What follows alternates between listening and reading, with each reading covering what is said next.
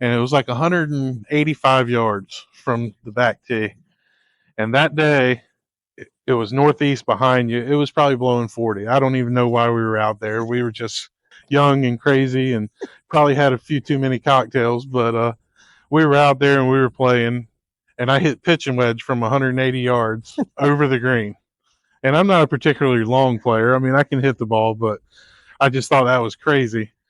And then 2 days later, we play, and it's the polar opposite wind. And I hit 3-wood, and I was 20 yards short. So, Brian, Zach, nice to meet you. Nice to finally meet you. I'm from a little town, little fishing village named Wanchese.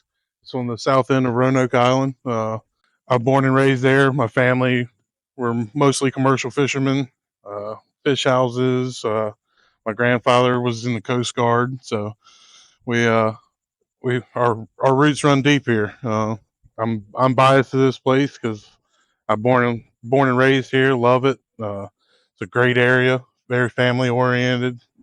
A lot of good things to do, tons of activities. So I'm just I've moved around over the years, but this was always home, so I'm back. That I wholeheartedly understand that. That's like, my story with starting Kakalaki Golf. My dad was Coast Guard. Okay. So I moved around, I was, thrown around every, 1, 2, 3 years in a new place. Yeah. So I was kind of had that where, I was born in Myrtle Beach, just outside of it, but Okay. I moved around so much, I didn't have a home. Yeah. And that's what I've kind of have built with this is, I've found home in the Carolinas That's as, right. longer I've stayed here. So that's kind of, I really resonate with that. I think that's really neat. So talking about, so growing up here, that's a different experience. What makes the Outer Banks like unique? Just it's forever changing. We always battle weather here. We have some of the greatest weather, and our winters can be absolutely brutal. But just growing up here, being able to fish, hunt, play golf, all the sports programs we have with our high schools, and it's just a very, very good area to grow a family and grow up. And there's always something to do between the beach and golf and surfing, kiteboarding. There's you never run out of activities to do here. The running joke is, we're a small village of drinkers and hunters. So we golf mixed in over the years has really grown in this area, and we have some of the best, most underrated golf, I think, probably on the East Coast. We have some wonderful facilities around here. You have our golf course, Nags Head, is very unique. We sit right between the Sound here behind me and the ocean. Always battle some wind. Our course is very, very unique in the fact that you have to be accurate. We have a great superintendent here. He is absolute rock star. I've been here for 15 years now, and the course is as good as I've ever seen it. And he's been here a while, so he knows how to get the golf course prep for the weather. And he's just, the guy works more hours than anybody I know. I mean, he keeps this place pristine and in the best condition, even with the volatile weather. So how did you specifically get into golf? So I grew up around here. I was playing sports. I never really was interested in golf growing up. Played some football and stuff. My dad moved us down south to the Beaufort Hilton Head area. Played some sports down there, and then I kind of just fell into golf. My dad got me into a junior golf association. I started playing. Kind of came natural to me. I was a pretty decent player, and a guy at a private course down there, and by the name of Mike Harmon. Everybody calls him Old Pro. If you're in the Carolina section, I'm sure you've heard of him. But there was a golf course called Secession down there, and he saw me playing Beaufort Junior Golf, and he gave me an opportunity to come out there at a private course that my family really couldn't afford. It's a mini Augusta. It's a great place. But he gave me an opportunity to play and practice out there, and I started playing high school golf, and it came kind of natural to me. When high school was over, I moved back here, started working in the summers. I worked up at a course just north of us called Seascape, for Brian Sullivan. I don't know if y'all know him. He's the owner and operator of Kilmarlock now. Uh, but Brian took me under his wing and really helped me, earn a scholarship to play some college golf, and gave me a job in the summers. When Brian left Seascape, he called down here to some friends he had in the golf business here, and he said, "Hey, Zach's kind of my little protege, and he's learning about the golf business and wants to have a career in it." And he got me an opportunity here, working here, and I started here cleaning the parking lot and cleaning clubs and doing the bag drop 1 or 2 days a week, and then slowly over the years, I went from cart guy to in the shop to um, my my mentor here, Ben Bridgers. He runs Pinehurst Resort now, but he got me into the PGA program and made me the assistant pro, and I started playing some tournament golf and just really fell in love with the industry and the job, and now I've worked my way to head pro. And So, as the head golf pro here at Nags Head Golf Links, kind of what does your typical day look like? so typical day, 5 a.m. I'm gonna get up, start heading over here. We usually tee off 6:30 to 7 a.m. Um, I'm a semi-private course. We have a member game every Friday, Saturday, Sunday. So I'm coming in. I'm getting their member game ready to go out. Checking on carts. Just the day-to-day operations, basically. During the day, anything from booking tee times to helping out in the grill to giving lessons on the range, marshaling the course. Just pretty much overseeing every aspect of the golf operation and trying to make everybody's experience great and make it fun. Nice. Try to get the employees to have a good time, and I got a great staff. I've been here 2 years as the head pro now. Been here 15 years, but 2 years as the head pro, and we're finally getting the staff where I have some great, reliable individuals that really make me look good on a day-to-day basis. I couldn't do it without them. They're from all over. That's kind of the unique thing about here. I have from age group 17 to 60 to, I think my cart guy Don Babin is 80 something. So uh, and they're awesome. They make me look good. I've really grown to love them and treat them like family. They're great people. So, what would you say? What's the most rewarding part of what you do? Just growing the game and getting to meet people from all over the world. I mean, we have people fly in here from Sweden, from Canada, from the West Coast. Everybody comes to the Outer Banks. We have great beaches, great golf, great activities for families. World-class sport fishing. You can play golf one day and then you can be in the Gulf Stream the next day catching marlin and tuna. So it's really just a very unique area on the map, and just getting to meet people from everywhere and making their golf time here a great enjoyable vacation. So I'd say that's the most rewarding. And then in the off season, working with the high school kids and growing the game of golf, just so that we have a strong future here. I'd love to see the Outer Banks, really spike with the youth golf. So we're going to try to get some programs started around here to really kick that off. So that's probably the most rewarding, is working with just all age groups, growing the game, because everybody can play here. We're a short course and it can be hard, but with the right tees and the right information, anybody can play out here, even with the wind and the constant change of scenery and conditions. But I mean, it's just a very unique area. It's everybody should experience it. So, what makes Nags Head Golf Links unique? Why should someone come play here?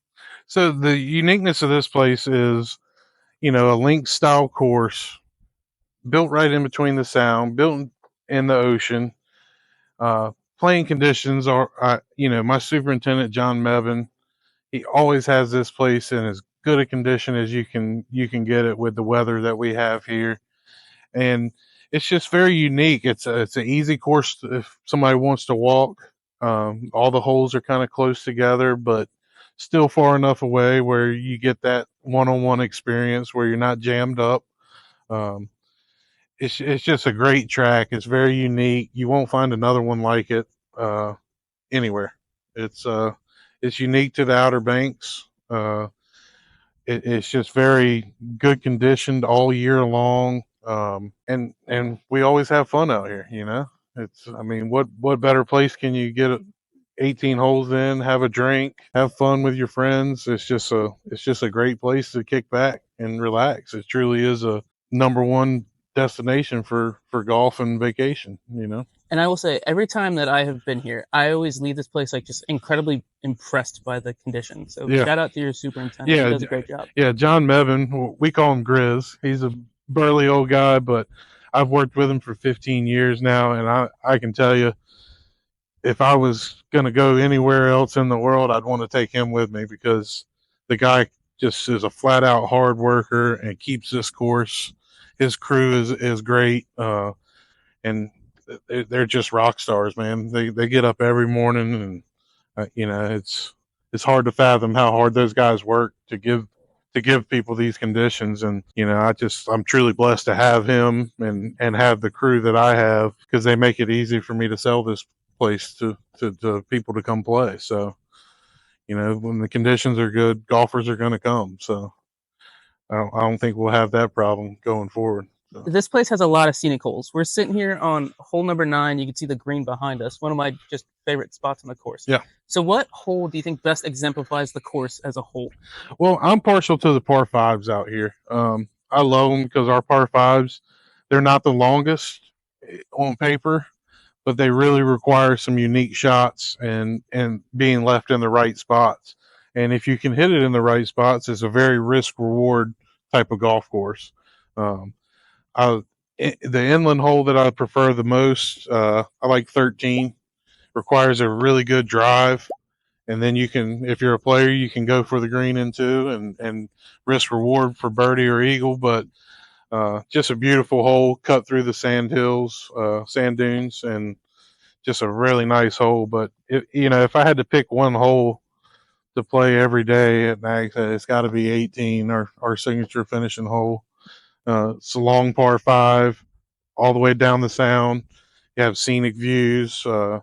John and his crew have really reshaped the coastline with shrubs, and it's just very beautiful and always in great shape. And that's my favorite hole out here. And I will say, it is one of my favorite things about this course is just how strategic it is. Like, length is not what challenges you; it's the strategy, it's putting yourself in the right spots to give you the best look at the green, where like maybe it's not blind. It is, and it's funny. Over the years, I've seen people come in and they look at the scorecard and they're like, "Oh, it's only 6,000 some yards from your back tee box." Like, I was like, "Well, don't let it fool you, because as soon as that southwest wind kicks up, it's going to play 7,000." So, but yeah, you can be very strategic, and if you can leave it in the right spots, it's a very playable golf course. You can score out here. But like you said, with the weather and the wind, it can get real hard real quick. And so I'll move to that next, because I mean, you might be able to see the flag move in the background. You might be able to hear a little bit of wind. The wind can play a huge factor out here. Mm-hmm. Talk to me. Is there a story or something that comes to mind of just crazy wind out here? So when I was a cart guy here, it was my first full year after college. I used to just come in the summers and work, and then go back to school.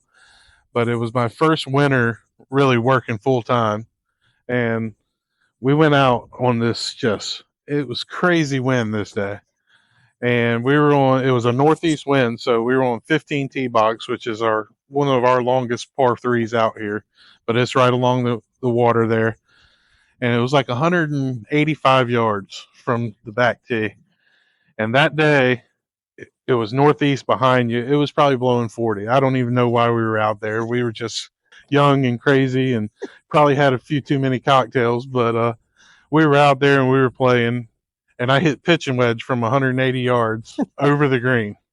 And I'm not a particularly long player. I mean, I can hit the ball, but I just thought that was crazy. And then 2 days later we play, and it's the polar opposite wind, and I hit 3-wood, and I was 20 yards short. So that just shows you what the wind can do here, and change a hole from day to day. It's crazy. That's the perfect example. That's what makes it so crazy. The same distance can play like 6 to 7 different clubs. Like Yeah. this is a course that like you can use your entire bag, but at the same time, if you've got favorable winds, you might be using. Well, and you can really tell it. Like I've played with college level PGA Tour players, and you can tell the people that learned how to play here because they have every shot in the bag. Yeah. I mean, they can take a 6-iron from 120 yards, and hit this little bump and run that hits the green and stops. And it's just to play golf here, you have to learn how to hit every shot and how to flight the ball. And this place will make you a better player, I think. So I have been coming to the Outer Banks for like 10 plus years. Mhm. The Outer Banks is kind of a sneaky good spot to have like a golf trip with your buddies. Yeah. So kind of talk to me about, what are other courses around here that you're familiar with that, what would be the kind of perfect kind of layout for a golf trip? So, if you're going on a guy's golf trip or a family golf trip, any time from now till October is a great time for golf on the Outer Banks. The summer season is really our big season because you have golf, you have the beach, you have fishing charters, tons of stuff to do on the Outer Banks. But later on in the season, in the fall, you have our golf course, our sister club, the Currituck Club, is up in Duck, North Carolina. It's about 45 minutes up the road from us. That's a great facility. It's more of a traditional, longer golf course, but it's just like us. It's got some lowland areas on the sound, some views of the ocean, great track up there. And then you have the other area courses. You have Seascape, that's a couple miles north of us. You have Kilmarlock over in Powell's Point, the Point. So there's really about 6 to 8 golf courses within a drivable distance if you're staying on the Outer Banks that you can go to, and they're all great tracks. I mean, all very unique. I mean, I would say Nags has the most unique with our geographic location and our scenic views. But the other golf courses, I love Kilmarlock. I love the Currituck Club. Really good golf. They're always in great shape too. So the Outer Banks in general, we're always known for our beaches and our fishing, but the golf industry around here is really strong. I mean, it's we're not Myrtle Beach. We don't have 50 golf courses right here in the area, but we have 6 to 8 really good golf courses that you can choose from, and day to day they're in great shape, and the weather's always pretty nice, and it's a really underrated place that I think could use some exposure to talk people into coming. So I feel like I've heard a story about a really big group here. Do you guys have a bunch, like, is there more than one or, a couple like massive groups that come and do? Oh, yeah. So I have guys that have been coming here since '88 when it opened, that bring 30, 40 guys for outings every year. They'll call me a couple months in advance, say, hey, here's my dates, and we can streamline it. We can run you an event, however you want to do it. I have groups that come and, they're going to play 18 in the morning, come in, have some lunch in our players grill, go back out for another 18. And we package that all up and make it inclusive for you. So, and Kilmarlock, Brian has a program up there called Outer Banks Golf Travel where he can book you at all the different courses and do your arrangements for staying. So, it's great place to come on trips. We do a lot of bachelor parties. We do outings, charities, all kinds of stuff going on here. So talk to me outside of golf. What are the best places to eat? What are the best things to do around here? So, most people that come here want local fresh caught seafood. You're going to get at 90% of the restaurants here on the Outer Banks are going to serve fresh local seafood. But if I had to pick two places, right over on the causeway in between Nags Head and Manio, you have Lone Cedar Cafe. They have a great. They're a local family owned. They've been around here forever. Great food.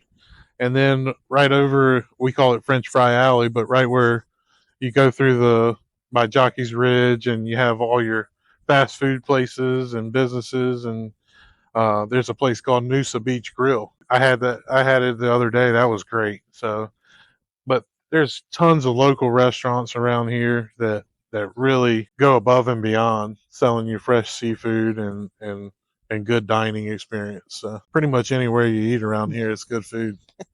They've got the seafood done right here, you know. And then things to do. What about?